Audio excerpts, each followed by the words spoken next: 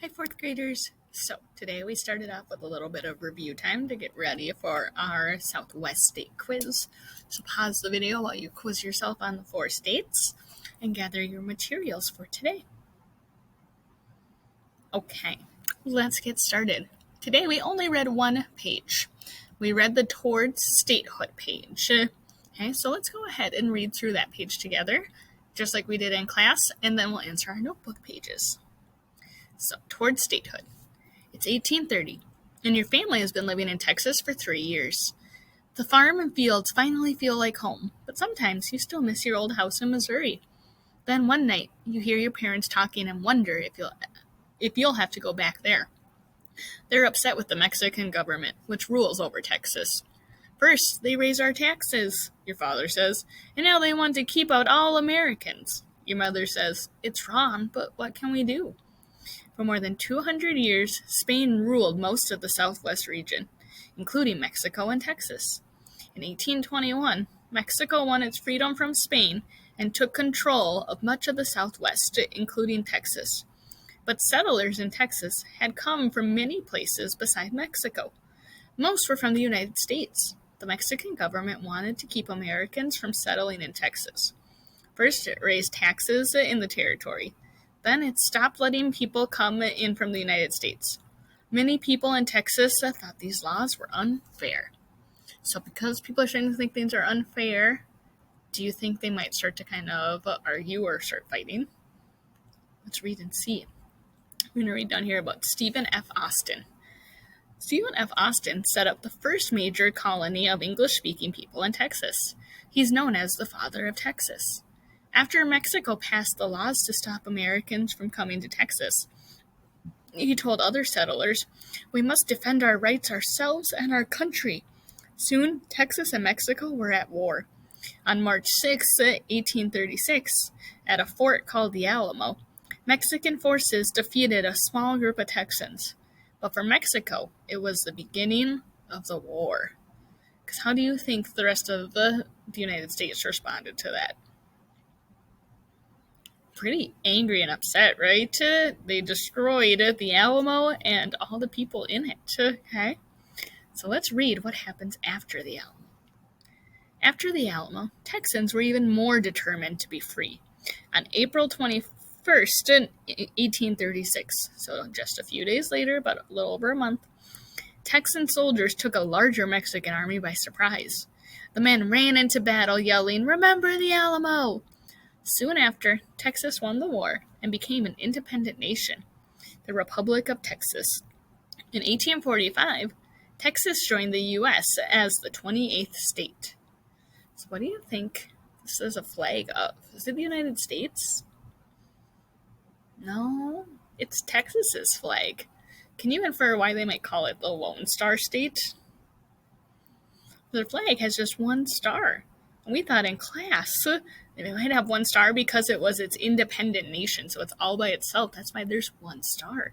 And then it joined the United States. So Texas's flag just has one because it was an independent nation to start after it won independence from Mexico.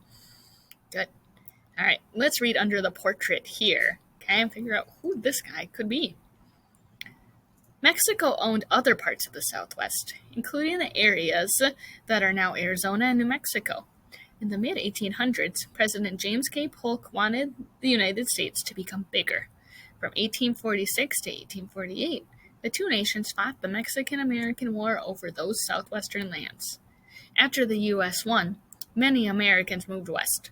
Arizona and New Mexico became states in 1912. Now we're going to read up with this picture. What do you think that picture is of? People traveling. Let's read and see what kind of people they are. In 1830, the U.S. government decided Native Americans should leave their homes in the Southeast. It wanted them to move to what is now Oklahoma, which was then called Indian Territory. Many Cherokee refused to go. What do you think Cherokees are then? Native American, certain type of Native American. But in 1838, soldiers forced most of them to leave. More than 4,000 Cherokee died from sickness, cold, and hunger on the 800-mile trip. Their long journey became known as the Trail of Tears. We kind of talked in class, why would they name it the Trail of Tears? We decided it was kind of like, because it was so depressing and so sad. They forced these people to leave by military, and 4,000 of them died just from having to move because they were forced to move. They had consequences from travel that made them die. They probably wouldn't have died that early had they not been forced to move. So it was really sad. So we know Native American land is continuing to shrink and kind of go out west.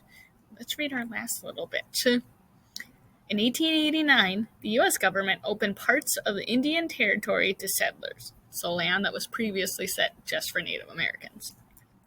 It offered land grants or free land to anyone who settled there. We talked about this. It was kind of a pull, like, hey, come move out here. You can have free land. On April 22nd, 1889, the land grants began. At noon, officials gave the signal, and about 50,000 people rushed toward the land they wanted. Once again, land that was supposed to be for Native Americans became filled with settlers from the east. By 1907, Oklahoma was a state. These poor Native Americans just keep getting their land stripped away and given away to other settlers. So sad, isn't it? Oh my goodness. All right, let's look at our questions. We only had 3 today that we talked about. From our reading, who was known as the father of Texas? Oh yeah, it was on the first page. Stephen F. Austin. And we made a good realization about Texas.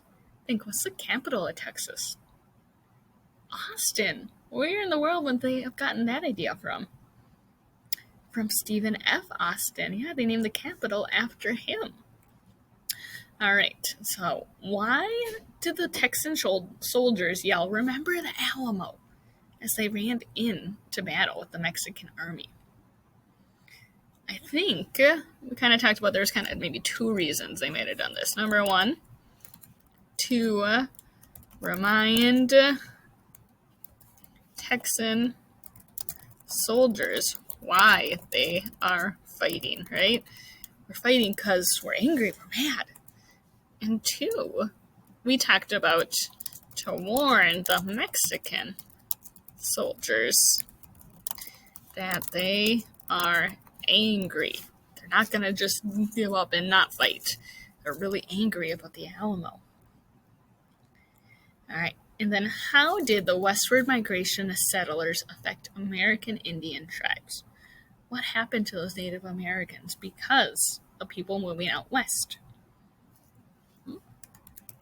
Native Americans were forced to keep moving further west too, right?